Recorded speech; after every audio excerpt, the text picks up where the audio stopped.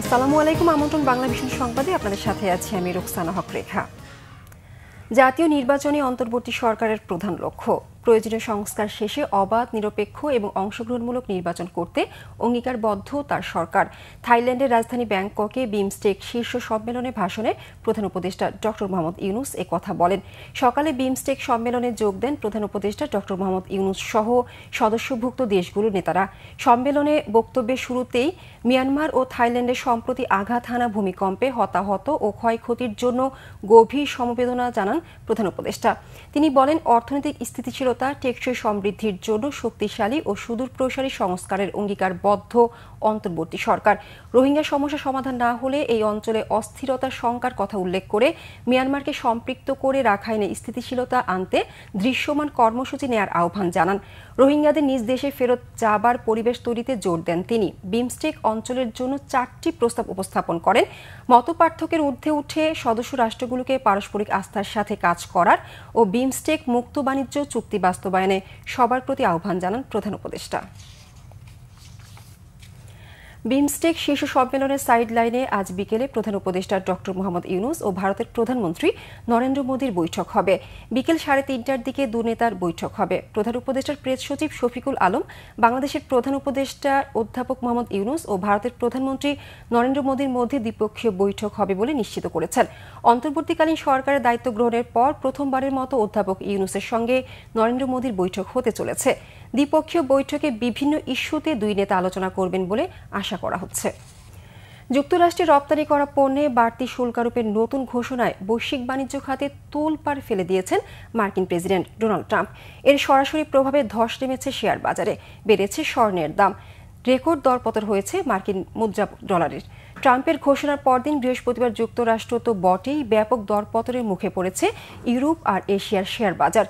বুধবার এশিয়ার শেয়ার বাজারে চাঙ্গা ভাব থাকলেও পরের দিন 2.8% দরপতনে দিনের লেনদেন শেষ করেছে জাপানের পুঁজিবাজার নিক্কি। এতে গভীর উদ্বেগ জানিয়েছেন জাপানের মন্ত্রিপরিষদ সচিব ইউশি মাসা হায়াশি। এদিন চায়না, হংকং আর তাইওয়ানের শেয়ার বাজার বন্ধ থাকায় প্রভাব বোঝার সুযোগ ছিল না। দক্ষিণ কোরিয়ার পুঁজিবাজারের দিন শেষে দরপতন হয় 19.16 পয়েন্ট। অস্ট্রেলিয়ার S&P ASX 200 ইন্ডেক্সে দরপতন হয়েছে 0.94%। এমন পরিস্থিতিতে সরকারের পক্ষ থেকে বিনা সুদে 100 বিলিয়ন অস্ট্রেলিয়ান ডলার ঋণ সহায়তার ঘোষণা দেওয়া হয়েছে। ট্রাম্পের ঘোষণার পর যুক্তরাষ্ট্রের শেয়ার সূচক নাসডাক ফিউচার্সের পতন হয়েছে 3.3%। বড় 7টি প্রযুক্তি প্রতিষ্ঠানের মূলধন কমেছে 76,000 কোটি ডলার। জাপানের মুদ্রা ইয়েনের বিপরীতে ডলারের দর 2.2% পড়ে গেলেও তা অনেকটা সামনে উঠেছে।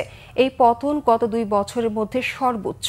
সোনার দাম বাড়ার নতুন রেকর্ড হয়েছে, দর বেড়েছে আউন্স প্রতি $3,160। প্রিয়জনের সঙ্গে ঈদ উদযাপন শেষে জীবিকার তাগিদে রাজধানীতে ফিরছেন কর্মজীবী মানুষ। সকাল থেকেই রাজধানী কমলাপুরে ঢাকায় ফেরা মানুষের ভিড় চোখে পড়ার মতো। বেসরকারি চাকরিজীবী ও ব্যবসায়ী সহ বিভিন্ন পেশার মানুষ নগরীতে ফিরছেন।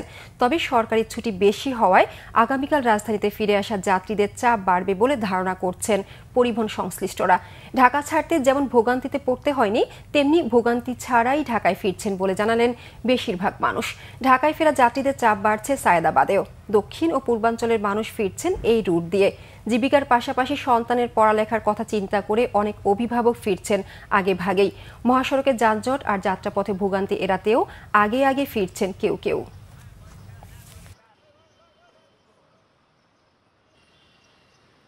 কারণ ট্রেন তো ভাবছিলাম সকাল 7টা হয়তো আছে, এখন দেখলাম কোনো ট্রেন নেই, তো আবার 12টা পর্যন্ত বসে থাকবো, এই জন্য আবার ব্যাগে চলে যেতেছে।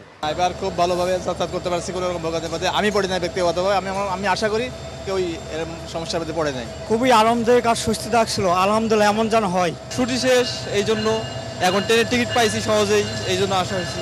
যাওয়ার সময় আমি ট্রেনটা অনেক আগে চলে এসেছে, মানে এটা ভালো ছিল যে রাইট টাইমে ছাড়ছে, কিন্তু আসার সময় ট্রেনটা 2 ঘন্টা প্রায় লেট ছিল। আমাদের মানে ছুটি শেষ হয়ে গেছে, কুরবানিতে যাই অনেকদিন বেড়ামো, তাই জন্য চলে আসলাম তাড়াতাড়ি।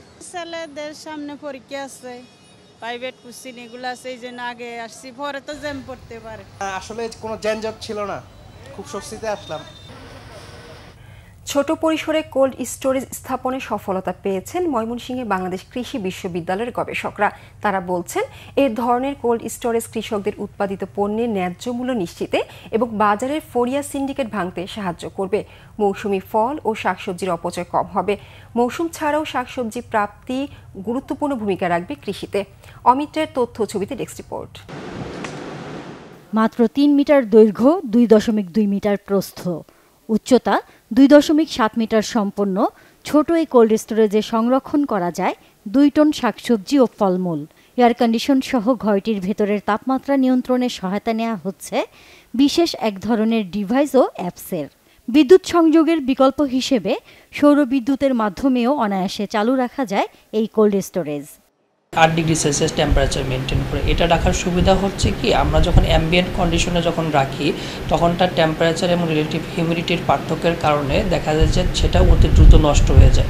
কিন্তু আমরা এখানে টেম্পারেচার এবং রিলেটিভ হিউমিডিটি কন্ট্রোল করার ফলে আমাদের যে প্রোডাক্টটা রাখা হয় সেটা অনেক দিন পর্যন্ত তার সেলফ লাইফটা ভালো থাকে। কমার্শিয়াল যে এসিগুলো সেগুলো নর্মালি 3 ফেজে চলে, কিন্তু গ্রামাঞ্চলে তো আমরা সাধারণত দেখি যে সেখানে সিঙ্গেল ফেজ কানেকশন থাকে, তো এই সিস্টেমটা সিঙ্গেল ফেজ কানেকশনেও চলতে পারবে।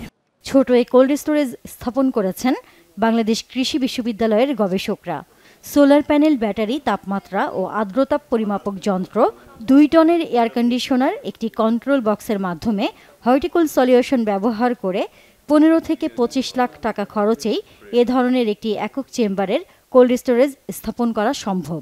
সাধারণ 220 ভোল্ট লাইনে সিঙ্গেল ফেজেই এই কোল্ড স্টোরেজটি কোনো প্রকার বাধা ছাড়াই চলে, যা কয়েকজন দিয়েই নিয়ন্ত্রণ করা যায়।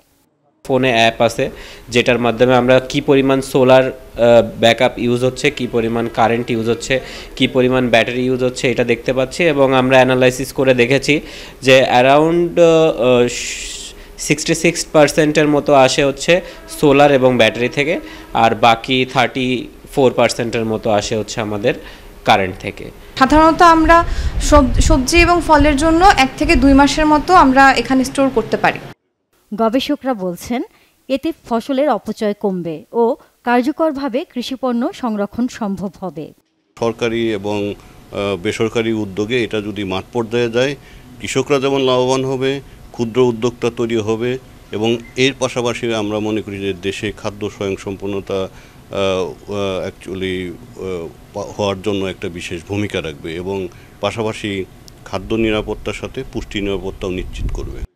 পরীক্ষামূলকভাবে রংপুরের বদরগঞ্জে এবং টাঙ্গাইলের মধুপুরে এ ধরনের কোল্ড স্টোরেজ স্থাপনের সফলতা এসেছে, আর উপকৃত হচ্ছেন স্থানীয় কৃষকরা। Bangla vision news desk. এই ছিল এখনকার মতো। পরের সংবাদ বেলা 12টায় দেখার আমন্ত্রণ রইল। এছাড়া বাংলা ভিশন সংবাদ ও সংবাদ সংশ্লিষ্ট অনুষ্ঠান দেখতে ভিজিট করুন www.bbnews24.com ও facebook.com/banglavishnewse এবং সাবস্ক্রাইব করুন youtube.com/banglavishnewse। ধন্যবাদ সবাইকে।